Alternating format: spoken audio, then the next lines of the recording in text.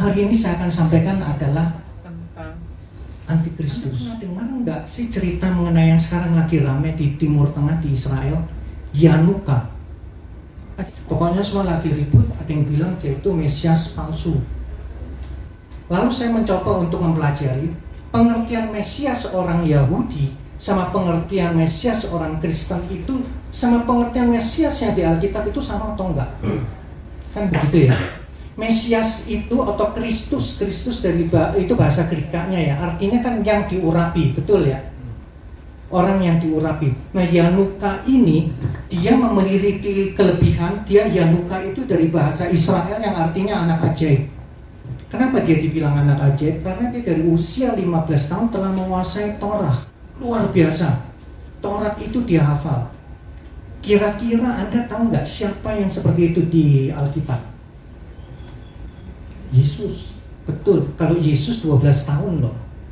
Yanuka ini juga jago musik loh. Jadi dia pencipta. Dia lahir tahun 88, berarti sekarang usianya 34 ya. 33, bukan Yanuka lagi, karena Yanuka itu sebetulnya anak ajaib. Tapi gelar Yanuka ini tetap nempel sama dia.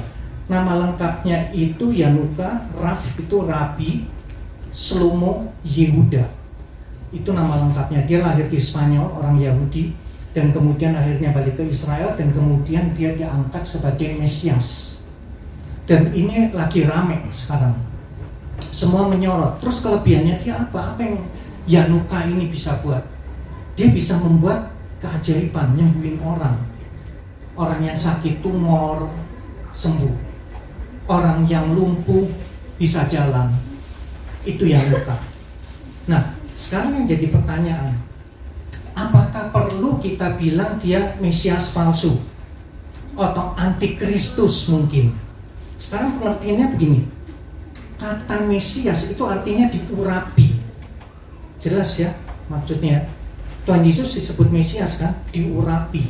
Itu yang kita tahu kan. Yang sekarang jadi pertanyaan, kapan Tuhan Yesus diurapi? Ada yang tahu? Tuhan Yesus itu betul nggak diurapi? Sekarang itu yang saya pengen tahu. Pernah nggak Anda melihat di Alkitab atau baca di Alkitab bahwa Tuhan Yesus itu diurapi? Mana buktinya bahwa Tuhan Yesus itu diurapi? Kenapa orang Yahudi menolak Tuhan Yesus? Dia bilang Tuhan Yesus itu bukan Mesias. Dia nggak pernah diurapi. Dan memang kalau Anda cari di Alkitab tidak ada ayat satupun yang menyatakan bahwa Tuhan Yesus itu diurapi loh. Sekarang kita meyakini bahwa dia Mesias. Dari mana kok bisa seperti itu? Nah, kalau kita lihat sekali lagi bahwa Tuhan Yesus itu diurapi, itu sebetulnya kalau di Alkitab ada, tapi bukan secara resmi oleh wanita. Nah, ini masih perdebatan ya, yang bilang satu wanita, yang dua wanita. Tapi pengurapannya itu kan dengan minyak, dan itu dibilang bukan pengurapan untuk sebagai Mesias, pengurapan untuk kematiannya beliau. Betul ya? Itu yang ada di Alkitab. Jadi pengurapan Tuhan Yesus itu yang membuat orang Yahudi bilang Tuhan Yesus itu bukan Mesias.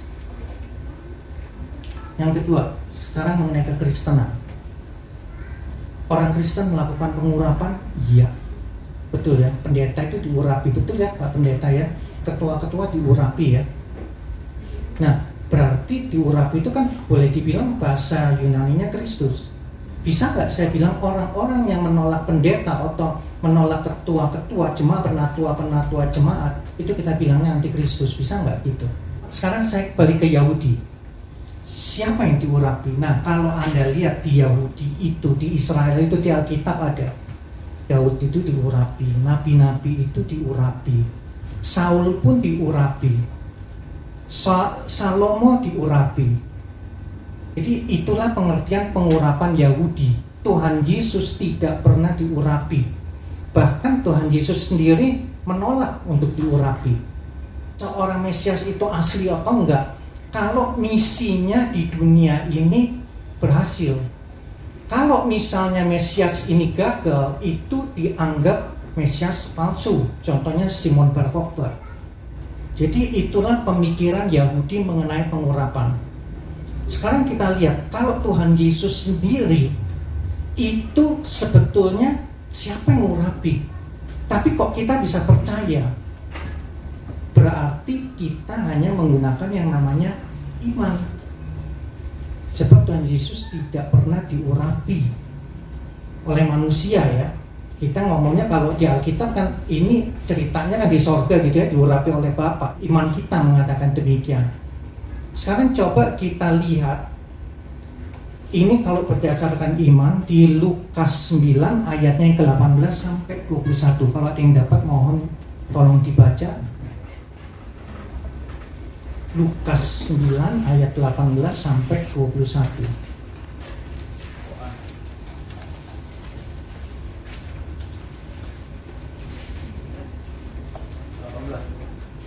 Lukas 9 ayatnya yang ke-18 sampai 21.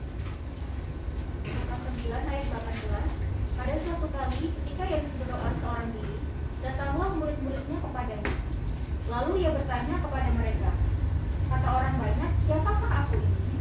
Ayat 19. Jawab mereka, Yohanes Pembaptis. Ada juga yang mengatakan Elia. Ada pula yang mengatakan bahwa seorang dari nabi-nabi dahulu kabar.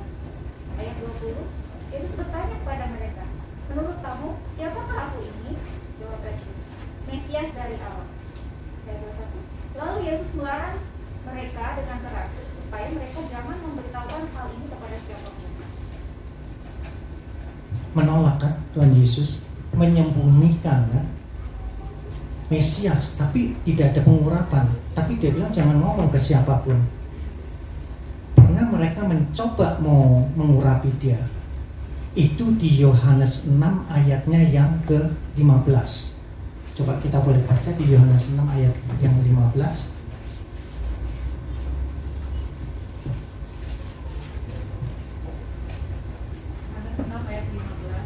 Karena Yesus tahu bahwa mereka hendak datang dan hendak membawa dia dengan paksa untuk menjadikan dia raja. Ia menyingkir pula ke gunung seorang diri. Menolak. Dia pun mau diurapi sebagai raja, nggak mau. Itu Tuhan Yesus. Yang jadi pertanyaan mungkin kita perlu renungkan, kenapa kok Tuhan Yesus seperti itu? Dia diurapi nggak mau. Dibilang Mesias juga jangan ngomong kemana-mana. Dan inilah yang kalau kita lihat, saya tadinya juga nggak ngerti ya, tapi setelah saya lihat-lihat, oh ini rupanya ada sesuatu yang Tuhan Yesus tidak mau dilakukan secara manusiawi. Itu belajarnya kalau kita bisa lihat dari gurunya Rasul Paulus. Ada yang tahu gurunya Rasul Paulus? Di Kisah Para Rasul 22 ayatnya yang ketiga ya, Gamaliel, betul, Gamaliel. Nah, apa yang Gamaliel katakan? Ini yang kalau untuk saya selalu pegang ayat ini di Kisah Para Rasul 5 ayatnya yang ke-34 sampai 39. Saya rasa ayat ini penting banget gitu.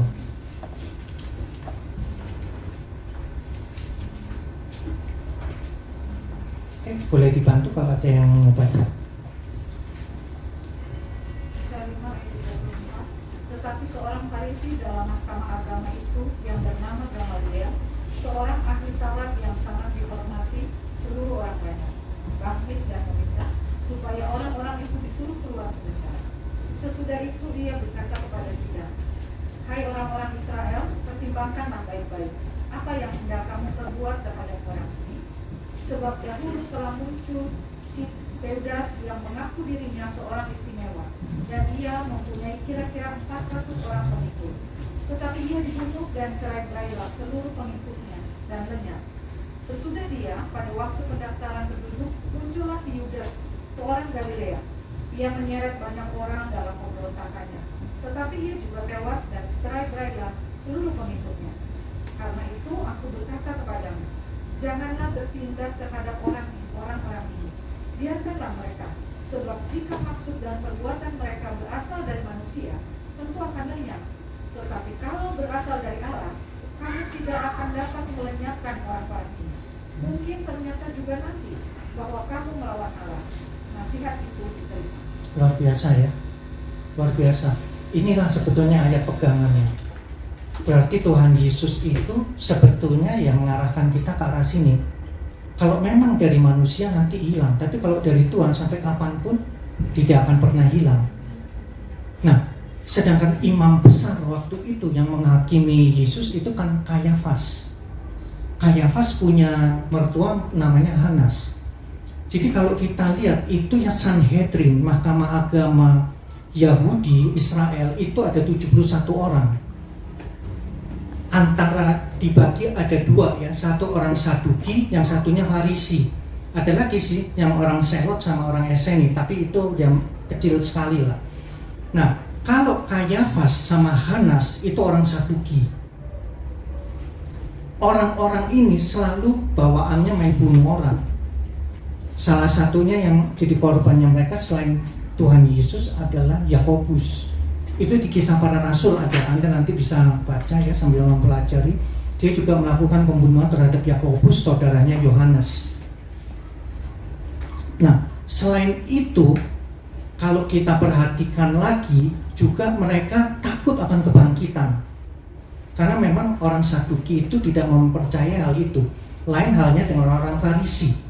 Orang Saduki itu memegang Taurat Musa secara ketat, tapi tidak percaya akan malaikat, roh, kebangkitan, itu mereka nggak percaya. Orang Farisi itu lebih fleksibel, tapi mereka mencampurkan tradisi dengan firman Tuhan. Itu orang Farisi. Nah, kalau kita lihat si Gamaliel ini adalah orang Farisi. Nanti kelak dia akan menggantikan sebagai imam besar di Sanhedrin. Dan dia disebut nantinya Raban. Raban itu di atasnya Rabi. Tapi kalau kita lihat memang dia hikmatnya ya bolehlah gitu ya, karena dia memberikan sesuatu pengetahuan yang saya pikir sampai sekarang masih dapat kita gunakan. Jadi itu makanya saya selalu berpikir, kenapa orang-orang menghakimi Yanuka? Bukan artinya saya pro Yanuka ya, bukan. Tapi saya cuma berpikir jangan kita terjebak sampai menjadi antikristus. Sekarang gini, orang kalau ngomong antikristus, yang difokuskan itu selalu pemimpinnya, betul enggak? Oh ini antikristus, itu antikristus. Tapi sebetulnya seorang pemimpin kalau nggak ada pengikut, itu sebetulnya dia nggak akan jadi pemimpin. Jadi kalau ada antikristus, pasti ada antikristusnya. Nah itu mungkin Anda nanti aja ini bisa dicatat, itu di 1 Yohanes 2 ayatnya yang ke-18. Di situ jelas dikatakan, atau kalau mau dibaca juga boleh, itu dikatakan antikristus. Nah, kita tidak bisa mengontrol antikristus yang pimpinan, tapi kita bisa mengontrol diri kita sendiri. Atau kita bisa introspeksi melihat diri kita ini sebetulnya antikristus atau bukan sih? Oke, sekarang kalau kita lihat lagi yang namanya antikristus itu siapa? Sekarang kita lihat bahwa antikristus ini yang pasti manusia, betul ya? Coba kita lihat di Kejadian 3 ayatnya yang ke-5. Kejadian 3 ayatnya yang ke-5.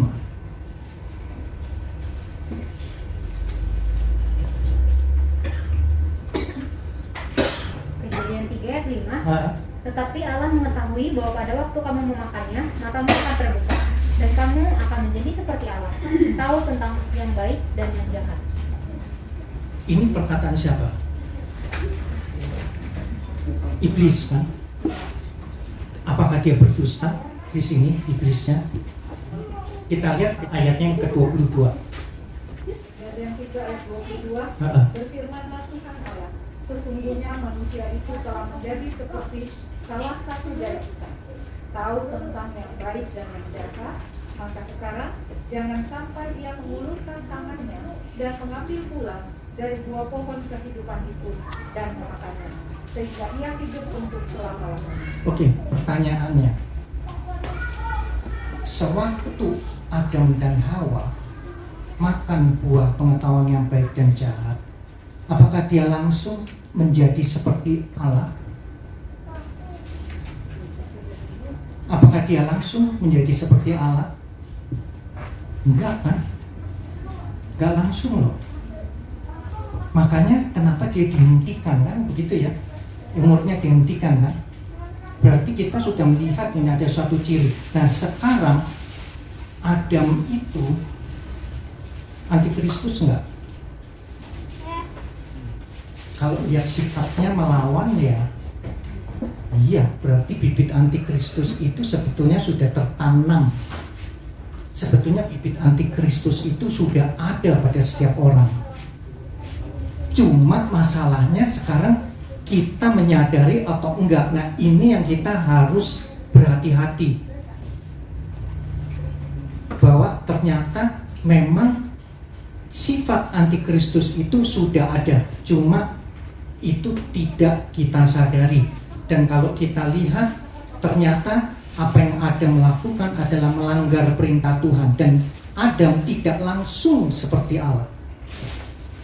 Kalau begitu, kapan dong seperti Allahnya? Pertanyaannya kan begitu kan. Sekarang Adam dibandingkan manusia sekarang, kira-kira pintaran mana? Pintaran mana? Pintaran Adam atau pintaran manusia sekarang? Manusia sekarang. Ada yang suka piara binatang di sini? Hah? Ada ya? Oke. Oke. Sekarang Anda lihat. Anda pernah perhatiin? Anda udah lama piara binatang? Atau baru-baru?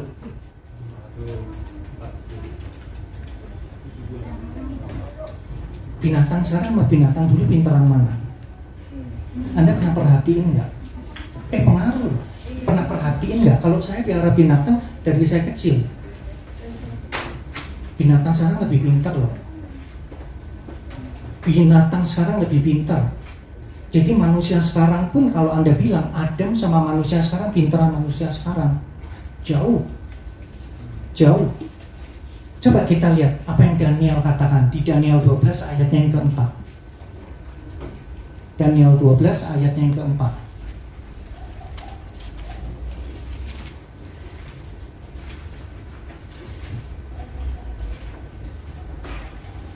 Daniel 12 ayat 4, tetapi engkau Daniel sembunyikanlah segala firman itu dan materaikanlah kitab itu sampai pada akhir zaman. Banyak orang akan menyelidikinya dan pengetahuan akan bertambah. Pengetahuan akan bertambah. Oke, jadi yang namanya pengetahuan itu sifatnya menetap atau progresif. Nggak menetap, betul ya? Pengetahuan orang dulu sama orang sekarang banyakan mana? Berarti Alkitab ngomongnya benar ya? Benar kan? Sekarang kita lihat ayat yang ke-10. Tetap di dalam ayat yang ke-10. Banyak orang akan disucikan dan dimurnikan dan diuji. Tetapi orang-orang fasik akan berlaku fasik. Tidak seorang pun dari orang fasik itu akan memahaminya. Tetapi orang-orang bijaksana akan memahaminya. Oke. Jadi kita lihat di sini, pengetahuan itu progresif. Jadi tolong saya jangan disalah artikan ya, bukan untuk menyerang sesuatu atau apa, enggak. Sekarang kita ngomong soal nabi deh. Pengetahuannya nabi sama orang sekarang banyakkan mana kira-kira? Ya Anda mau jawab boleh, enggak ya nggak apa-apa. Kalau masih mau mikir-mikir nggak apa-apa. Tapi coba Anda pertimbangkan. Kalau Anda lihat hal pengetahuan, memang kalau kita lihat Ayub, ya kita lihat Yesaya, dia memberikan pengetahuan mengenai ilmu alam kan, tapi dia nggak bisa buktikan. Kita baru percaya kan belakangan setelah kita bisa membuktikan apa yang mereka katakan itu adalah benar adanya. Berarti manusia sekarang lebih pandai. Sekarang kita lihat lagi mengenai kata Yesus sendiri. Nah kalau Yesus yang ngomong kan harusnya Tuhan Yesus ngomong udah pakem ya. Coba kita lihat di Yohanes 14 ayat yang ke-12.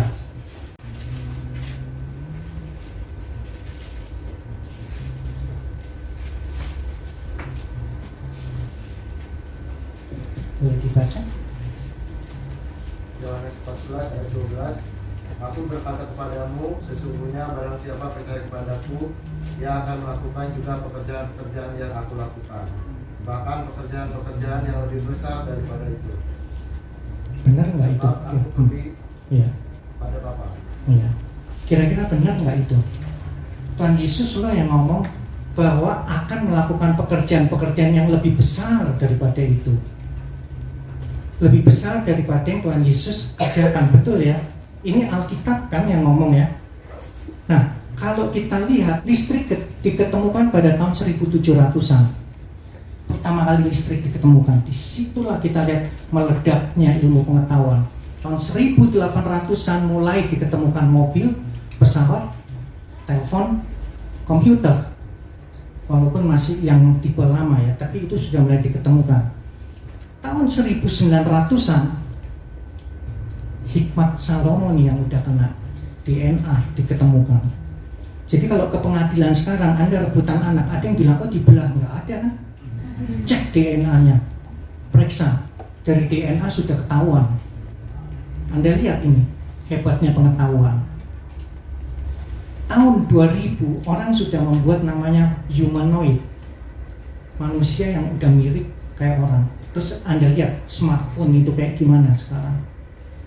Semuanya berkembang luar biasa. Kita mau melihat kehidupan di luar angkasa sekarang. Lagi cari tempat kan?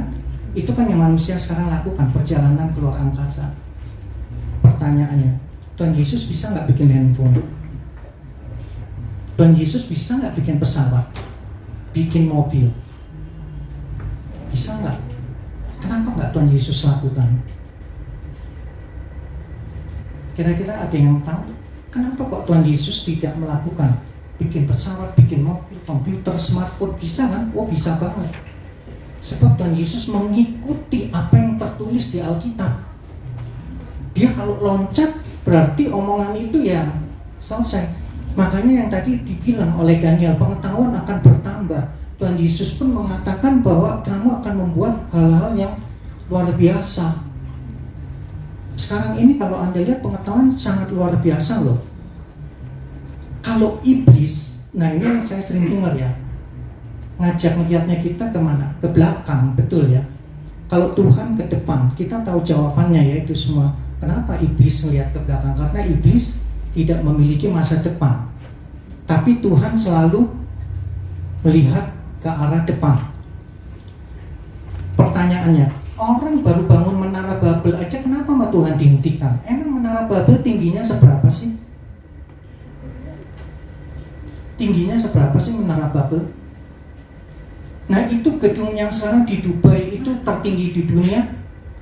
Burj Khalifa itu tingginya berapa? 828 meter, hampir 1 kilo loh. 163 lantai.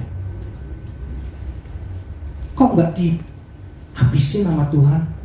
Nggak dihentikan, malah sekarang lagi mau bangun lagi, lebih tinggi lagi.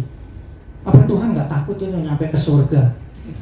Hah? Karena Tuhan melihat yang namanya hati. Tujuan orang membuat, kalau dulu membuat Menara Babel itu kan sudah bertujuan melawan Tuhan. Padahal belum ada apa-apanya. Nah sekarang membangun, Anda mau bangun setinggi apapun, selama hati kita tidak bertujuan, ya ini yang dibilang antikristus, ya nggak apa-apa. Nah makanya ini orang, saya agak heran kalau melihatnya ke belakang. Kita ini sebetulnya antikristus atau enggak sih? Tuhan selalu melihat ke depan. Karena setiap kali ada perkembangan teknologi, oh itu antikristus. Hati-hati loh. Dikasih tanda ini, di dahi, di jidat, di mana nggak tahu lah, terserah lah. Pada ketakutan, oh ini antikristus, antikristus. Itu Tuhan izinkan untuk terjadi.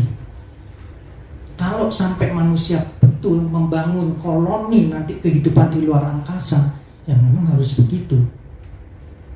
Jadi kalau pemikiran kita masih tertinggal mengikuti pemikiran yang lama, itu bakalan aneh loh. Bener bakalan aneh. Sekarang pilihannya udah tinggal di tangan kita. Sama kalau Anda membaca kitab Wahyu, gini, saya bukan mau mengajarkan suatu ajaran baru ya nanti, oh ini si Stephen ini si sesat lagi nih gitu. Enggak ya, tapi buka pikiran aja. Kira-kira Anda cocokin cerita Wahyu itu dengan kemajuan teknologi sekarang, Anda bayangkan aja. Anda bisa bayangkan cerita Wahyu itu seperti apa gitu. Makanya pemikiran itu keluarnya tahun berapa? Sewaktu pemikiran orang belum nyampe ke situ. Dan ini satu lagi hal yang menurut saya rada aneh. kita selalu diajak memang kembali ke belakang. Kita tahu dunia ini sudah rusak. Betul ya, alam itu sudah rusak. Terus kita harus kembali ke alam gitu kan, begitu ya. Anda mau, kalau di dunia ini udah rusak sama sekali, Anda mau tinggal dimanapun, polusi itu tetap Anda akan kena. Tanah ini juga makin lama makin rusak. Ya memang seperti itu. Ya pakailah hikmat gitu loh. Karena kalau enggak, kita membinasakan diri kita sendiri.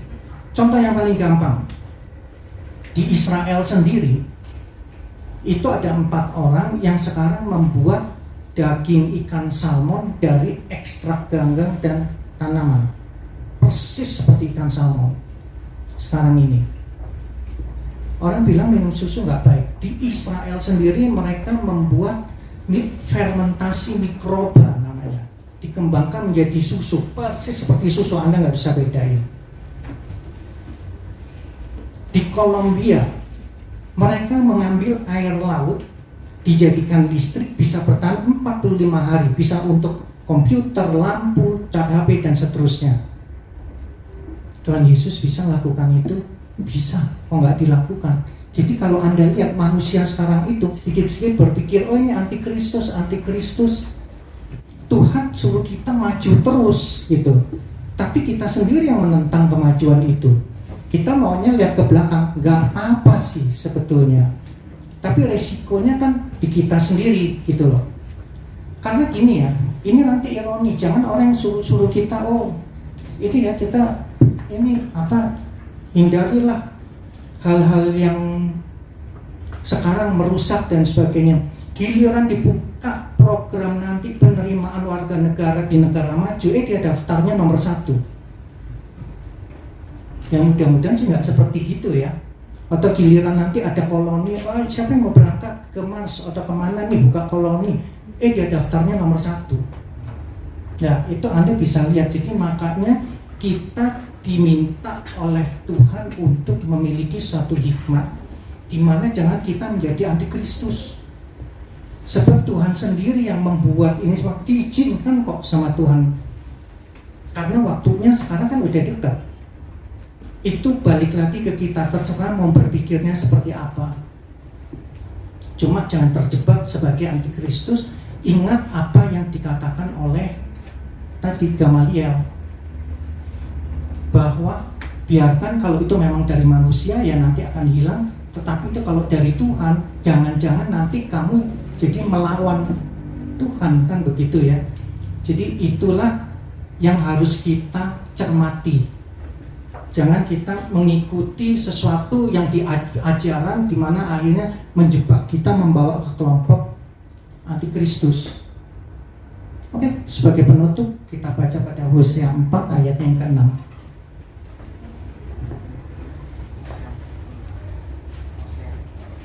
Hosea 4 ayatnya yang ke-6.